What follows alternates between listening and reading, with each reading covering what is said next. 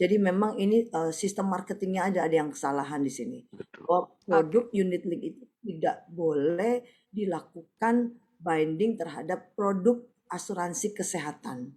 Yang namanya asuransi itu adalah jaminan kesehatan hari tua ataupun jaminan-jaminan yang lain, tapi tidak bisa dikombin. Bagaimana nanti pengaturannya kami serahkan kepada OJK. Dan tidak Oke. boleh lagi kami meminta dipasarkan melalui perbankan, harus tersendiri.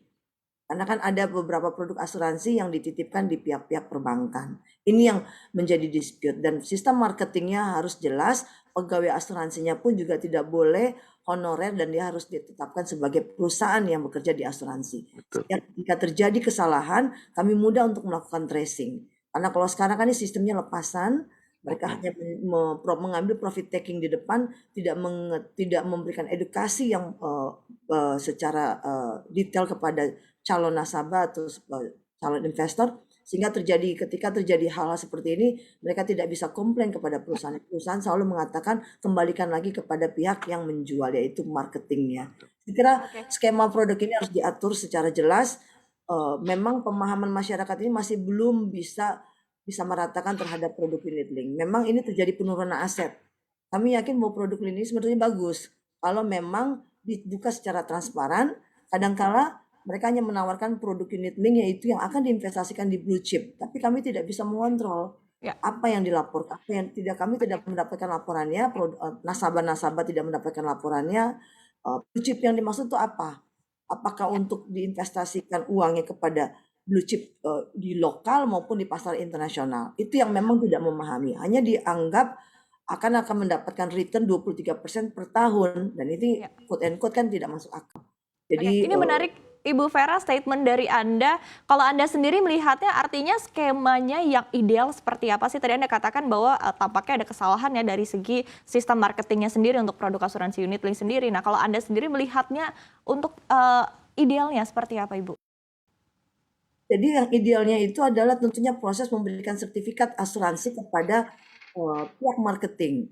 Jadi jangan hanya terjebak pada lip service-nya saja. Jadi prosesnya pemberian agen asuransi yang harus lebih ketat.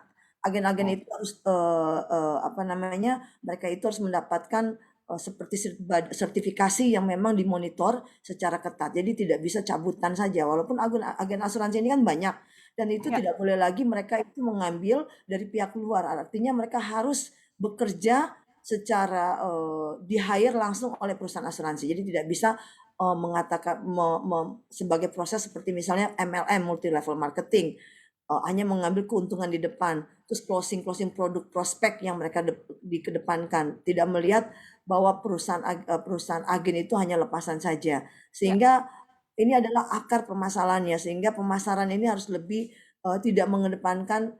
Kalau kita bilang ini terjadi malpraktek pemasaran yang memang tidak eh, tidak perkutannya yang tidak tidak melihat keahlian atau latar belakang kepada Oke. pihak-pihak marketing tersebut. Ini yang Bu Vera, sistem yang harus bukannya dirubah. ya, Ibu Vera bukannya untuk keagenan sendiri biasanya memang sudah harus terdaftar begitu, sudah harus mendapatkan lisensi dari Sudah, KAJI? betul, memang sudah ada, tapi kan memang belum secara ketat, pengaturan yang lebih ketat diatur di dalam Undang-Undang Asuransi tahun 2014 yang pernah kita sahkan. Itu turunannya juga harus dilihat. OJK ini kan selama ini hanya memperlakukan PO OJK yang selalu berubah-berubah. Kami berharap ke depannya, ini kan OJK dalam rangka akan ada pergantian komisioner. Memang agak lemah sistem literasi keuangannya yang sekarang ini dilakukan oleh OJK. Khususnya produk asuransi ini belum bisa disampaikan pada produk-produk asuransi kesehatan. Orang kalau berbicara asuransi itu adalah kesehatan, proteksi, jaminan hidup, bukan investasi. Investasi itu ditaruhkan di tempat yang lain plotnya, bukan binding terhadap produk asuransi atau dititipkan kepada pihak perbankan, sehingga banknya juga akan berdampak sistemik ketika terjadi hal tersebut. Padahal itu hanya dititipkan saja. Contoh kasus seperti Jiwasraya dititipkan ke bank asing atau bank yang lain, sehingga itu akan berdampak nanti kepada bank tersebut.